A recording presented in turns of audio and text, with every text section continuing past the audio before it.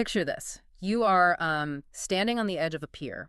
Okay. The wind is blowing through your hair, the waves are crashing below, and you are holding your smartphone out over the water, seriously contemplating just dropping it in. Oh, I know that feeling. Right. If you have ever felt that urge, that sudden, overwhelming desire to just chuck your phone into the sea after endless swiping, ghosting, and terrible small talk, then this deep dive is exactly for you. It is a very specific yet incredibly universal feeling these days. I mean, the sheer fatigue of modern romance is something almost everyone hits eventually. Absolutely. We have more opportunities to connect than at any other point in human history, but with that massive volume comes this unprecedented level of emotional exhaustion. Yeah. Which brings us to today's source material. We've been looking at this highly insightful document titled Avoiding Burnout in Dating, and it serves as this really brilliant roadmap. It really does. It's incredibly practical. Our mission today is to take that feeling of dread, that pier-side phone-tossing urge, and help you transform dating from a soul-crushing chore into something lighter, something more intentional and actually enjoyable. Because it is supposed to be enjoyable. It's fundamentally about human connection. Yeah. But the systems we use to find that connection have somehow turned it into this relentless grind. Okay, let's unpack this, because we need to define exactly what it is we are trying to avoid here. I mean, we throw the word burnout around a lot, right? Right, usually regarding our jobs or just everyday life stuff. Exactly. But what does it actually mean when your romantic life becomes the primary source of that burnout? Well, the source defines it as systemic fatigue. Dating burnout isn't just a fleeting bad mood after a mediocre coffee date. Right. It is genuine emotional, mental, and physical exhaustion. It happens when your brain is subjected to prolonged, stressful, high-stakes evaluations, all combined with that crushing pressure to quickly find the one. So it's like your nervous system just gets stuck in this mild but constant state of fight or flight. Yes, exactly. Because your phone is constantly buzzing with these potential life partners, and it's exhausting. It is. I mean, think about it for a second. Are you feeling emotionally drained before you even put your shoes on to leave the house? That's a huge symptom. Or have you lost that spark of excitement about meeting a new person? Are you constantly frustrated with the apps, feeling this heavy pressure to reply to messages immediately? Or maybe you're just watching your confidence slowly erode over time. Yeah. And then there's the ultimate red flag, right? Avoiding dating altogether, even though you genuinely want a relationship. Exactly. You want connection, but the process of acquiring it is so neurologically taxing that your brain simply opts out to protect itself. Man, what a tragedy. You want love, but the toll bridge to get there is just too expensive. What's fascinating here is that the text offers this deep psychological validation of that exact feeling. If you are experiencing this, it is not a personal failure. That is so important to hear. It is. You aren't broken, and you aren't, bad at dating. You are having a completely natural physiological reaction to a deeply overwhelming process. I mean, humans were not evolved to process hundreds of potential mates in a single afternoon. Wait, let's look at that for a second, because I'm curious. Is the exhaustion actually coming from the technology itself, like the infinite scroll? Or are we just bringing our own modern cultural impatience to the table? It's an interesting question. Like, are we doing this to ourselves because we expect Amazon Prime level delivery speeds for soulmates? Honestly, it is a toxic mix of both. But the technology actively weaponizes our impatience. How so? Well, the apps are built on slot machine mechanics, right? Intermittent variable rewards. You get a match, you get a hit of dopamine. But the illusion those mechanics create is what really drives the burnout. It's the illusion of the numbers game. Ah, the classic numbers game. I mean, we've all heard that. If I just swipe on 100 people, my odds have to be better than if I only swipe on 5, right? It's pure math. Except human psychology doesn't work like pure math. It works on cognitive load. The single biggest driver of dating burnout mentioned in the source is the false belief that volume automatically equals better outcomes. But it doesn't. No, not at all. When you are trying to manage 20 different conversations, you trigger the paradox of choice. Your brain gets so overwhelmed by the options that it actually devalues all of them. Meaningful relationships require depth, and depth requires focus. It's exactly like having 50 tabs open on your internet browser. We've all done it. You have so much open that you are completely paralyzed. Yes. The perfect analogy. The whole system slows down, the fans on your computer are screaming, and you can't actually digest or read what is on any single page. You're just clicking back and forth in a panic, terrified you're going to accidentally close something important. And your brain physically cannot process 50 intimate connections. We have a working memory that maxes out at about 4 to 7 items at a time. Wow, really? Only 4 to 7? Yeah. So every time you open a message and have to remember, wait, is this the graphic designer who loves dogs or the accountant who runs marathons? You burn cognitive glucose? So you're literally depleting your brain's energy reserves just doing data retrieval. Exactly. No wonder you feel dead inside before you even get to the restaurant. So the antidote is to just start closing those tabs, which the document calls intentional dating. Yes. Flipping the script entirely. Instead of chasing every single ping on your phone, you limit your conversations to just a few people who genuinely interest you.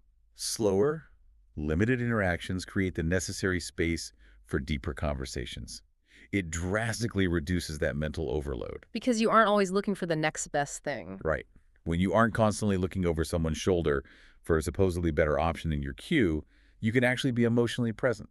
You can listen. But reclaiming your attention from that numbers game requires drawing a serious line in the sand. You have to set hard limits on how much of your life dating is allowed to consume. Because right now, for a lot of people, dating is basically a very stressful, unpaid second job. And if you treat it like a stressful responsibility, it will inevitably drain you. Establishing healthy boundaries is the only way to protect your time and emotional well-being. So we're talking about tangible behavioral shifts here. Very tangible. Things like not checking your apps all day long, limiting your usage to specific windows, say 20 minutes over morning coffee, or maybe 30 minutes in the evening. And politely ending conversations that are just dead ends. No ghosting, no lingering, just cleanly closing the door to free up that mental RAM. Exactly. And untethering yourself from the expectation of instant replies. Well, that's a good one. We feel this immense pressure to text back within 3 minutes so the person doesn't lose interest. But if someone loses interest because you were at work or living your life for 4 hours, they aren't looking for a partner. Right. They were looking for a dopamine dispenser. So what does this all mean? To me, it means we have to stop treating strangers on the internet better than we treat ourselves. That is a great way to put it. I mean, think about it. You wouldn't casually cancel your favorite Thursday night pottery class or bail on a long-standing dinner with your best friends just to go to a preliminary job interview. Never. Yet we routinely clear our entire schedules and abandon our restorative routines for a first date with someone we've never even met. We compromise our own lives because of that desperation to find the one. But there's a vital concept here in the text regarding emotional self-care. What's that? Dating should never, ever replace the things that keep you sane. Sleep, regular exercise, mindfulness, spending time with family, your hobbies. The sleep element alone is massive. Mhm. Why is it that when we are dating heavily, the first thing to go is our 8 hours? Because of the late night scrolling and the anxiety of waiting for texts. And neurologically, when you are sleep deprived, your amygdala, which is the brain's fear and emotion center, becomes hyperreactive. Oh, wow. Meanwhile, your prefrontal cortex, which handles logic and perspective, is essentially asleep at the wheel. So a mildly dry text from a match suddenly feels like a devastating, catastrophic rejection. When really you aren't actually incompatible, you're just exhausted. Exactly. And what about journaling? The source mentions that. It's something that gets recommended a lot, but how does writing in a notebook actually stop you from swiping? Well, journaling moves your thoughts out of the cyclical rumination center of your brain and forces them into linear processing. Okay, I see. When you feel anxious about dating and just let it bounce around in your head, it amplifies.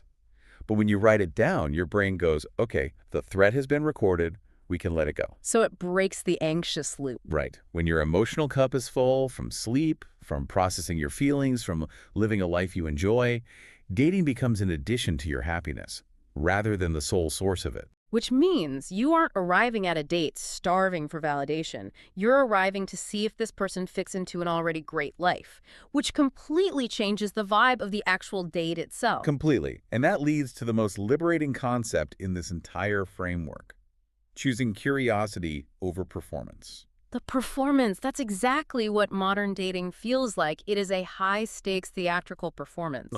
You've memorized your lines, you're trying to hit your marks, you've agonized over the costume, and you're sweating under the spotlight hoping the casting director, meaning your date, picks you for the leading role. If we connect this to the bigger picture, that performance anxiety is entirely rooted in treating the first date as an audition for a lifelong commitment. Right, we get way ahead of We ourselves. sit down with our coffee and immediately start projecting 30 years into the future. Would they be a good parent? Will their career provide stability? Do I want to look at this face when we're 70? It's exhausting just thinking about it. But intentional dating strips all of that away.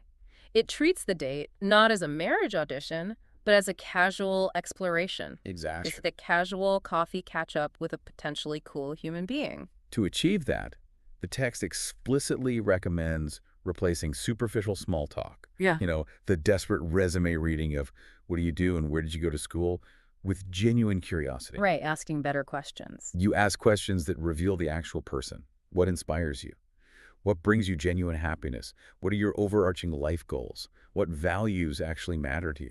I love that. When you ask someone what inspires them, their whole demeanor changes. Their shoulders drop, their eyes light up. You actually get to meet them rather than their PR representative. Yes. Authentic conversations reveal compatibility light years faster than small talk. And you have to give yourself explicit permission to accept that not every date needs a future. That's a huge relief. The source makes it clear, sometimes a pleasant conversation is enough. Just a nice hour with another human being, no rings attached, no failure if it doesn't lead to a second date. Ironically, removing the immediate pressure of long-term commitment is the exact thing that allows people to relax. When you're relaxed, you are authentic. And when you're authentic, you actually connect. Exactly. You are infinitely more likely to form a strong, natural connection. It is the great paradox of dating. Trying too hard to secure a future almost always ruins the present. But let's look at the flip side, because we need a framework for when things really don't work out. You're relaxed, you're curious, you ask what inspires them, and they say something completely unhinged. Right, it happens. Or there's just zero chemistry. Handling dates that go nowhere is where a lot of the burnout lives because we internalize it. We do. And the source's advice here relies on clear communication and reframing rejection. It starts with being deeply honest early on to prevent unnecessary emotional stress down the line. So setting expectations. Yes, you have to be upfront about your intentions, your relationship goals, availability, and boundaries. Don't morph into a chameleon just to keep someone around. Honesty saves everyone time. But why does it hurt so much when it fails? Even if we didn't really like